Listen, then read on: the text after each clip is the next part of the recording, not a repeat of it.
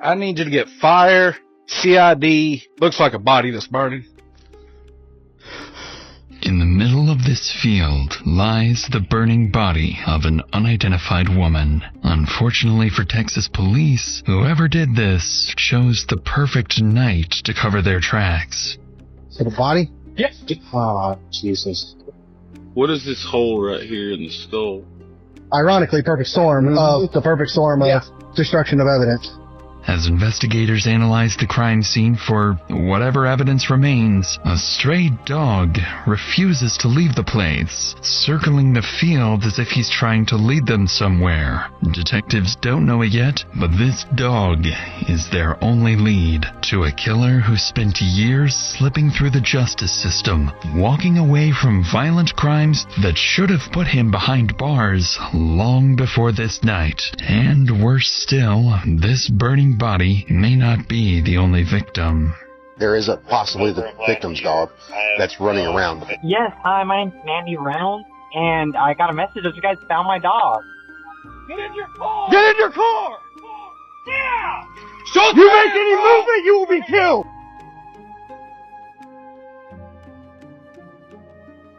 Through the area when police receive a 911 call about a possible brush fire. But in reality, it would be much more than that. Robinson 911, where's your emergency? I was just calling, I tried calling the fire department to see there's a fire in our subdivision, but it may just be them burning brush because they're building houses, but I wasn't sure. We did have lightning, so that's why I wasn't sure too. Okay, I can get someone headed out that way to check on it. Given the severe weather, the call sounds routine. Still, dispatch sends Jason Atkins, a veteran corporal with more than 2 decades of experience, to assess the scope of the fire. But once he arrives and gets closer to the flames, he would spot something so vile it would make him sick to his stomach. 12 to 04. I need you to get fire, CID, and 04 out here. This looks like a body that's burning.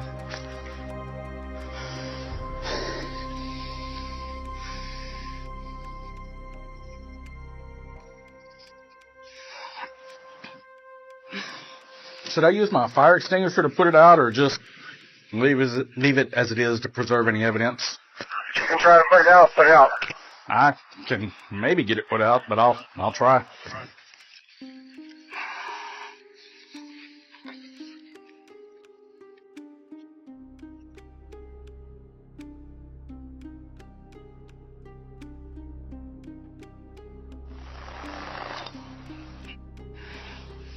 After Officer Atkins finishes putting down the fire, the sergeant arrives on scene. As he steps out of his vehicle, little do the officers know that just feet away from them sits an unexpected witness, one who saw everything that happened.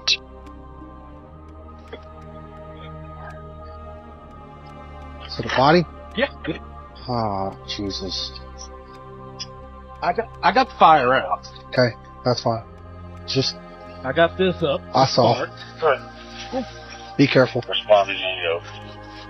I haven't walked up super close. I just walked up close enough to spray it out because obvious death. I wasn't going to get all up on it. Possibly female. Looks like a bra strap. I got to about right here. Okay, that's where fine. I hosed it That's fine. with the fire extinguisher. That's fine. Rain's starting to come again. If y'all have any pop-up canopies or something where we can get something put up over the crime scene to try to preserve the crime scene, please. Just be worse for the scene, or turning it worse for the scene? Letting it burn. Okay. Because if it continues to burn, you could potentially lose any additional evidence that's there. Right. Versus if you put it out with a dry chem, now if they would have hit it with a hose, it would have washed everything into the mud. With a dry chem fire extinguisher like that, we can separate the dry chem from whatever other evidence might still be there. I got a potentially female, yeah, it might be hers, potentially female body burned all the way down to the bone, 700 block to Heston.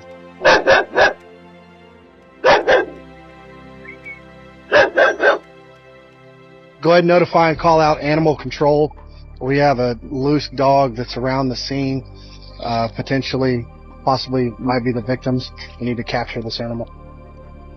Although Atkins and the sergeant realize the dog may belong to the victim, even they don't yet understand just how instrumental this witness is about to become. By now, several more police officers, firefighters, and Detective Ryan Collins have made their way to the scene, and with rain and thunder refusing to stop, they know the scene must be preserved at all costs. But as they prepare to return to the body, they would come across certain details that would make them question whether whoever did this got incredibly lucky or whether this wasn't their first time.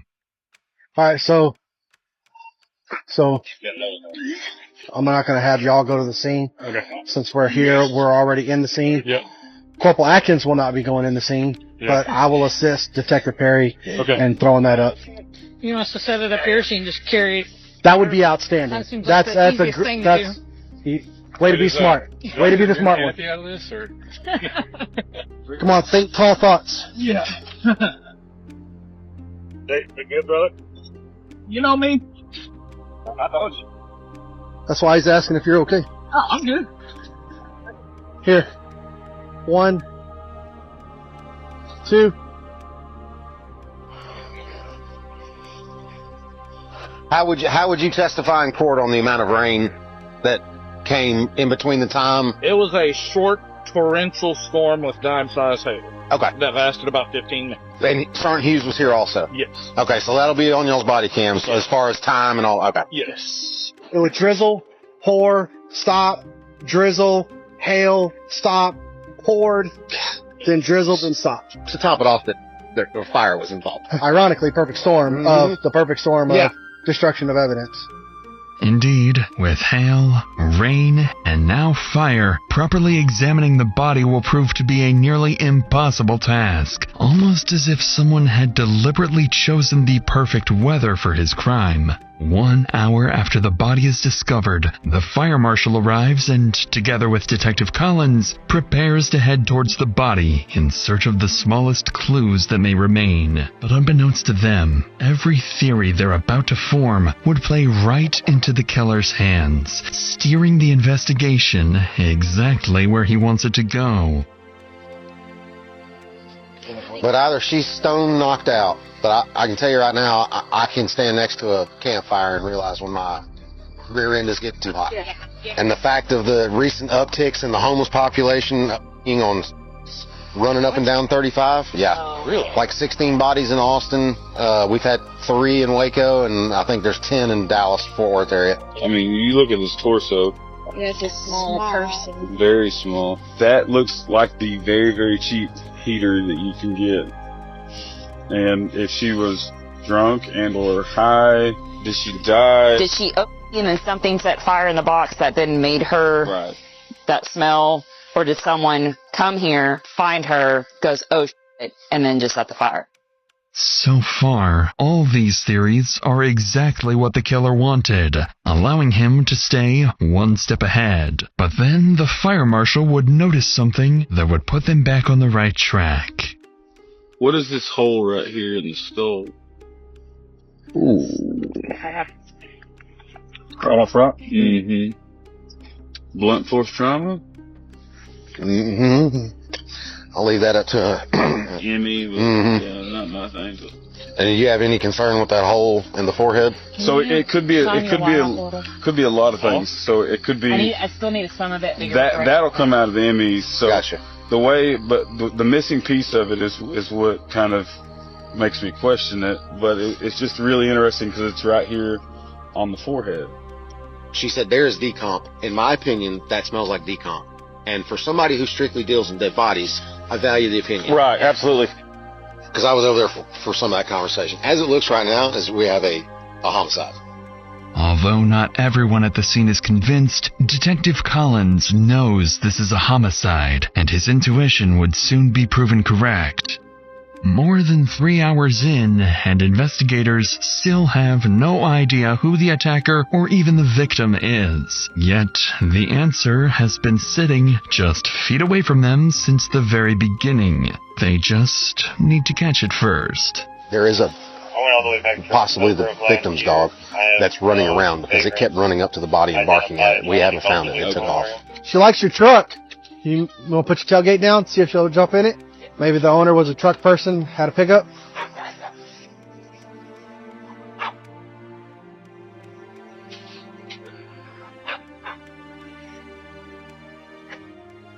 Hi! Come here! Well, come here, chicken! Well, come here, chicken! You big chicken! We can have a T-bone steak in our hands right now. It wouldn't do it good. Despite multiple attempts, none of the officers managed to catch the dog as it disappears towards the neighboring houses. Soon after, the body is transported for autopsy, while animal control is requested to arrive the next morning, in the hope the dog will still be around the scene. As the scene is locked down, it becomes increasingly clear to detectives that the killer is highly calculated, carefully choosing the perfect circumstances for the murder. And, most worryingly, this may not be his first time. But despite this planning, the killer has left something behind. Something that will come back to bite him and expose his carefully constructed escape plan. Dogs are natural scavengers. You think my little... Oh, my... Detective, with all due respect, do not call me back. Get in your car! Get in your car! Where'd he go? Shut You make any movement, you will be killed!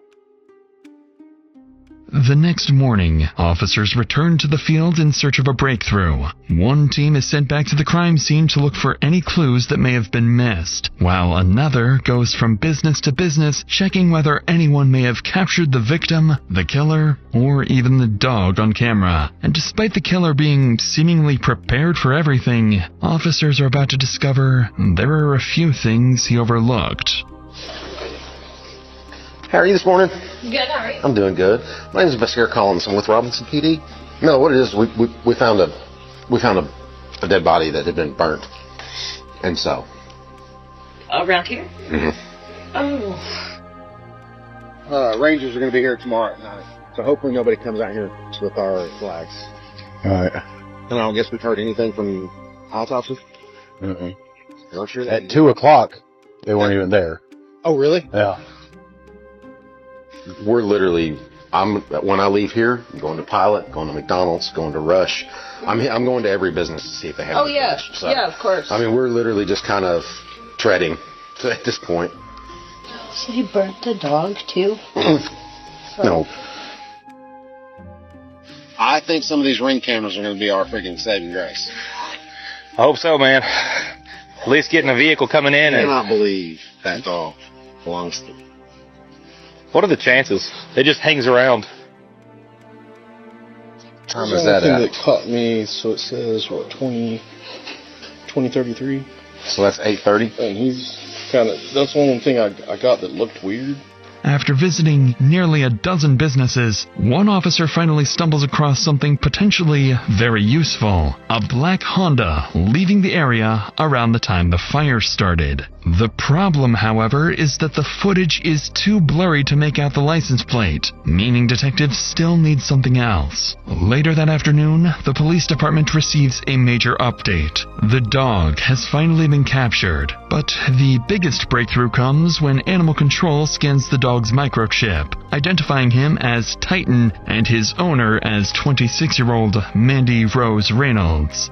Listed alongside Titan's contact information is Mandy's address, located over 100 miles from where her body was found. And when they look Mandy up, her appearance matches the little information officers already know from the scene, that the victim is a young woman of small stature. With this, officers decide their next step is to conduct a welfare check, so they head to her apartment in San Marcos. But when officers arrive, the person who opens the door isn't who they expect.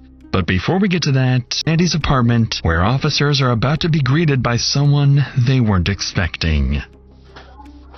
Police Department. Oh, hello. Hello. I'm Detective Finn of the San Marcos Police Department. Hi. How are you? Doing awesome. How are you? We're here on a welfare check for a person who used to be associated to this apartment, Mandy. Oh, Mandy Reynolds? Mm-hmm. She's in E1 now. E1. Yes. Sorry, but dog. Oh, no, you're fine. How do y'all know Mandy? So Mandy's my best friend. Okay. I actually got her the apartment here.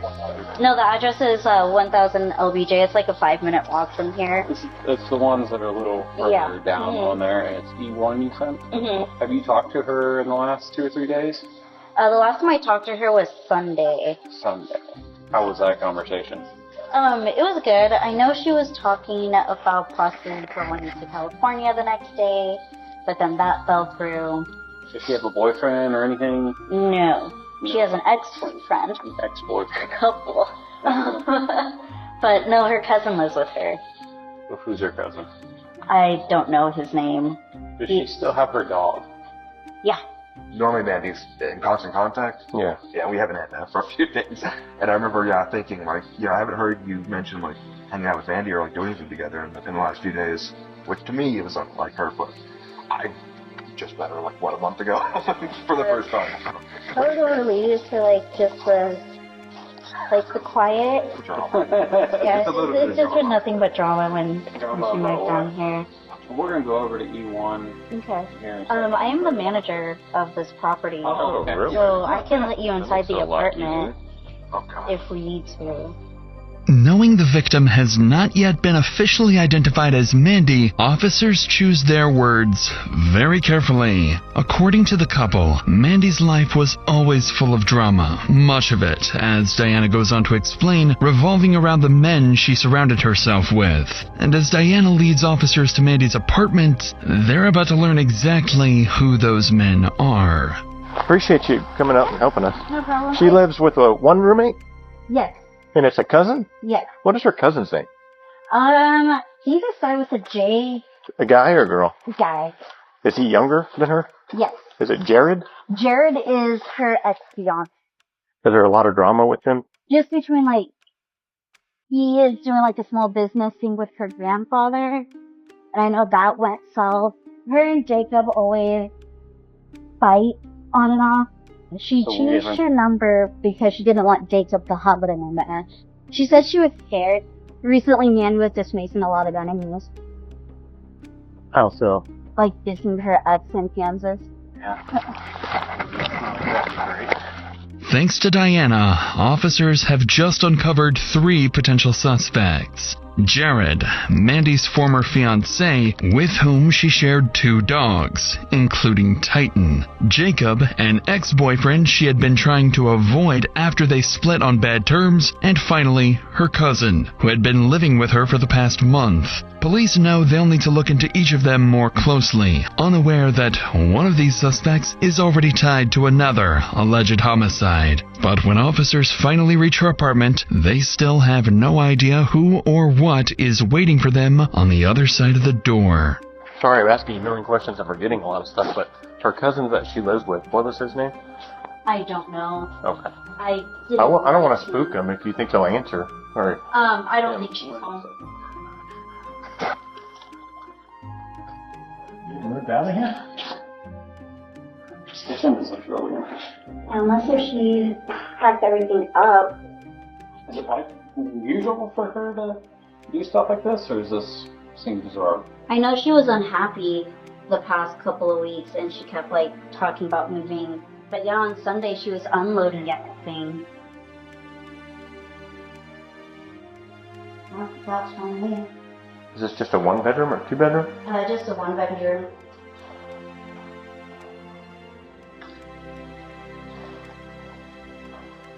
Broken glass. On Sunday, leaving here? Nope. Because she was saying last time I talked to her. There's a broken glass in that tub, it looks like. It's just strange. Her dog is somewhere different. I mean, I guess we could have asked you if she would have answered your phone call if you'd called. I tried calling her and I went straight to voicemail. The last time she did this was when she was moving here.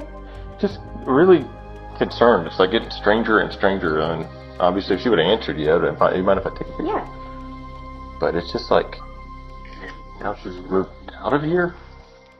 Strangely, officers discover Mandy's apartment has been completely stripped out, yet there are no signs of a struggle, no blood, and no evidence that a crime had taken place. Still, to both Diana and the deputies, something doesn't add up. Shortly after midnight, officers leave the apartment and head back to the station to review everything they've learned. But before long, they receive a call from the medical examiner confirming what they had feared. Through dental records, the body is definitively identified as Mandy Reynolds. She suffered a single gunshot wound to the head, inflicted sometime before her body was set on fire. With one of the investigation's two biggest questions answered, detectives finally begin gaining some momentum. The following morning, as investigators begin pursuing leads that could identify Mandy's killer, one of those leads, unexpectedly, comes to them. Robinson Police. Yes, hi, my name's Mandy Reynolds, and I got a message that you guys found my dog. Oh, perfect. Let me put you on just a brief hold here. Give me one moment, and I'll get you with the person that can help you. Awesome, thank you. On the line is Mandy Reynolds, but as dispatch transfers the call to Detective Perry, it wouldn't take long for something to feel very off. This is Detective Perry. Hi, I just got a message saying you guys found my dog. We believe so. So, what is your dog? He's a poodle retriever mix. Where does the dog belong? Well, I was on my way to Wichita, Kansas, and I live in San Marcos, and Titan is his name. He just ran off. What was your name? I apologize. My name is Mandy. Do you want me to come get him, or I don't understand. Is he at the pound? So we just put him at the pound, but we put a hold on him because we were trying to figure out who he belonged to. How long ago was this that he's been out? Oh, heck, it's been, I don't know, this would have been around 1 in the morning. Detective, I hate to cut you off, but, you know, I'm actually at work. I'm sorry you guys had to deal with that, but yeah, I'll come get him. What is it? 100 miles? So about 1 o'clock last night. Oh, Jesus Christ. Yes. What is the interrogation about? No, I'm just trying to make sure I understand why. You know what? That dog, that's my dog you guys have. Let's get that straight, Detective. Okay, and that's fine. I understand that. You know what? I'll just come to the pound. Goodbye. After hanging up, Perry is certain someone is attempting to impersonate the deceased victim. Believing he may have just been speaking with the killer, Perry immediately calls the number back, while investigators race to trace the phone's location. This is Mandy. Mandy? Yeah. Hey, this is Detective Perry. I think we got off on the wrong foot. So the reason I'm asking some questions, I'm just going to be upfront with you. We found your dog in a field. In the field was a crime scene of a deceased person. And God. I didn't want to give you all the details because that's kind of sensitive. That is why I was asking some questions to verify how the dog got there, what's going on. Oh, wow. Geez, that field... Good Lord! I just wonder how long he was outside. You know, I can't even imagine what he went through. And then now there's a deceased person. Like, oh my God! This number comes back to a different name. Are you on somebody's phone plan? I'm going to be frank with you, sir. You know, I'm sorry that this happened. But I cannot waste my whole day speaking to you. I'm just trying to figure out how long the pup was there if the puppy messed with the body. If the puppy messed with the body. Dogs are natural scavengers. You think my little Titan would go... Oh my... Detective, with all due respect, do not call me back. Although the caller hangs up once again, investigators finally get exactly what they needed. The phone is successfully traced, and the signal is pinged to the west side of Wichita, Kansas. With Mandy confirmed dead, a mysterious caller impersonating her, and her Honda Accord still unaccounted for, detectives issue a bolo for the vehicle. Before long, flock cameras pick up Mandy's Honda traveling along Mays Road in Wichita. Convinced one of their 3 suspects is behind the wheel, officers move in to conduct a traffic stop. But instead of pulling over, the driver would do the exact opposite. On the sidewalk. Hey, he's taking off. Give this guy the opportunity to get out of your way. Yeah, go around. Try to gain as much as you can. Is that him up there weaving through traffic still? He's approaching Tyler. Okay. Go. He's running left. Get a perimeter. Go. He's running west? Running west, yep. He's running into the Dillons. Take us to the backside. They've got 3 up here. Sure, come open. I'll put you for Tyler right now. Take us to the back. Watch that f***ing asshole on the bike. Do we have suspect description? Did he run into? Yeah, he ran into the Dillons. White shirt. Lock the Dillons down.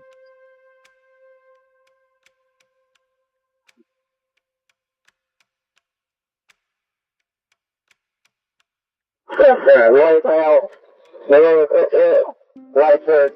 After the suspect hides inside the store, officers outside quickly begin surrounding the building. With dozens of innocent people potentially in his line of fire, they draw their weapons and prepare to move in.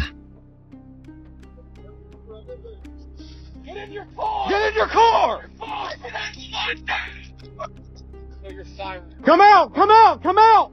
Come out! Come out! Hey, my man, get your family out of here. You're fine.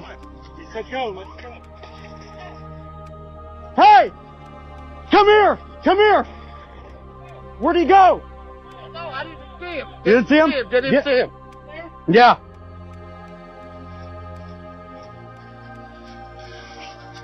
Where'd he go? They say they towards the back, but I have just been getting. Here. Oh, maybe he's over there. I hear something yelling.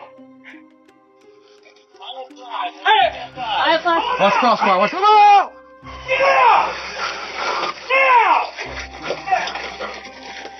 You make any movement, you will be killed. I got hands. Crawl out. Crawl out towards the sound of our voice. Need somebody get less lethal. Somebody's got to back off one direction or the other. Place lethal.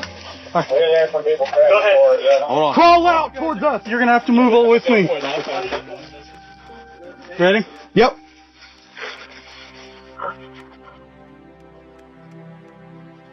Full mount. 283, clear the air. One in custody. In less than 4 minutes, officers finally locate the suspect hiding inside a store shelf. As they move in to arrest him, they notice he's drifting in and out of consciousness, leading them to suspect he's under the influence of drugs. Despite his condition, officers manage to identify him as one of the 3 suspects connected to Mandy, her cousin, Derek Diagonalt. Believed to be suffering from a drug overdose, Derek is taken to the hospital where he's treated overnight. During this time, investigators begin digging into his background, and what they uncover is deeply concerning. Not only does Derek have a lengthy criminal history, including aggravated assault and burglary, but he's also wanted in connection with another homicide. Just weeks earlier, his girlfriend, Shanoa Hansel, had been found dead in a ditch under mysterious circumstances. Investigators now realize they may be dealing with someone far more dangerous than they anticipated, and under no circumstances can they afford to let him back out onto the streets. The next morning, Derek is transported to the Sedgwick County Jail for questioning, where detectives need to figure out his role in not 1, but 2 homicides. Hey, Derek. Detective Chisholm, this is Sergeant Hardy. What's that one say? Which one were? The big one on your arm there. Oh, Family Forever. Family Forever. Okay. You feel like you have a pretty good handle of what's going on, why you're here, why we want to talk to you? I'm just trying to make sure you're in a position where you can answer questions. No, I fully understand my situation. I'm not exactly sure why you guys want to talk to me, unless it has to do with Shanoa. And besides that, no. I am the detective that's been investigating Shanoa's death. Shanoa was your girlfriend, right? And Shanoa was my best friend for 2 years, just since I was released from prison the first time. So pretty much January goes by, man, and me and Shanoa, we're not talking. Like, we might be here and there. Like I said, it's beyond repair. It's gone. And I'm okay with I'm not about to go do my life in prison over a female.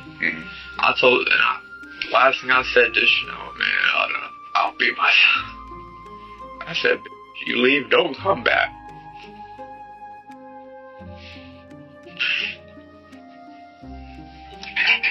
Could it have been an accident? Sure, an accident, but I don't know.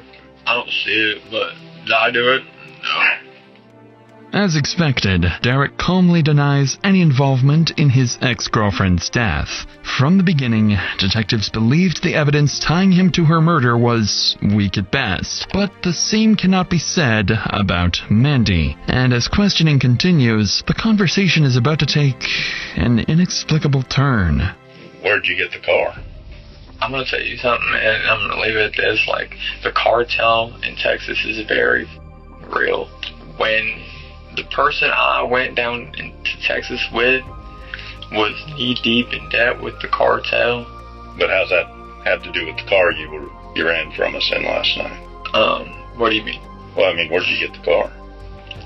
The car was my cousin's. She give you the car? No, she didn't. I took the car, and it wasn't my choice. Like, if it makes sense, it makes sense. If it does. The cartel told me, go dig this grave, right? And guess whose grave I dug? My grave. They empty a couple slugs right into my chest. They say, hey, Dad, you want a beer? And I turn, and take 2 to my chest, man. And I got a bulletproof vest on with a plate in it, you know? Do me a favor real quick. Lift up your shirt. Just let me see your chest. Whereabouts do you think you got shot? Pretty much center mass there? Okay. As the detective examines his chest, there is no bruising on Derek's body, something investigators would expect to see had he truly been shot twice, even while wearing a bulletproof vest. By now, detectives realize that by avoiding direct confrontation, they've gotten virtually nowhere. So now they would attempt to pick apart his account piece by piece. But this approach is about to backfire. I get out of the grave, and I go home, and... Where's home? Home is in San Marcos, at Mandy's apartment. It wasn't right in there. What do you mean? It was just an eerie feeling. Like, there's just certain that she wouldn't have left that was left.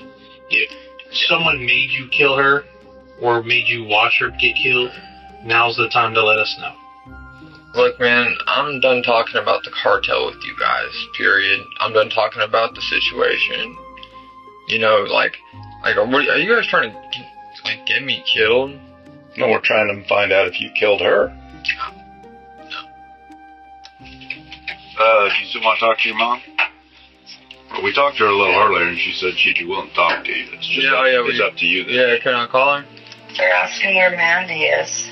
They got her, huh? The cartel? Yeah. I know you do. You feel me? But I'll tell you one thing for sure, 2 things for certain. It ain't going to be because I killed Shanoa or Mandy. That's not why I'm going back to prison. Oh, I know you didn't. I know you didn't. I know you didn't kill Shanoa, and definitely not your cousin either. While Derek's mother remains adamant that her son is innocent, detectives outside the interrogation room have just finished reviewing surveillance footage from across San Marcos, and the evidence tells a very different story. Piece by piece, investigators begin reconstructing what they believe happened to Mandy. Just weeks after Shanoa's death in March, Derek had an active warrant and was wanted in connection with the case. That's when Mandy decided to let him stay at her apartment in San Marcos. By early April, the situation had deteriorated. Mandy was struggling to live with Derek and decided she would drive him back to Wichita around April 4th. Investigators believe Derek knew he was about to be kicked out. Prosecutors allege that sometime on April 3rd, Derek shot Mandy once in the head inside her apartment using her own stolen .380 caliber handgun before taking her cash and belongings. The following morning, Derek purchases a large plastic storage container, the same type used to later conceal Mandy's body, along with a shovel, gas can, duct tape, and garbage bags. 15 minutes later, CCTV captures him loading the items into Mandy's Honda Accord, and sticking his head out of the passenger window is Mandy's dog, Titan. That afternoon, investigators believe Derek returned to Mandy's apartment, where he cleaned and staged the scene before loading her belongings into a Penske moving truck. Later that evening, he drove 2 hours to Robinson, Texas, where he dumped Mandy's body and set it on fire. A crime executed almost perfectly, if not for Mandy's dog he left behind. In November 2024,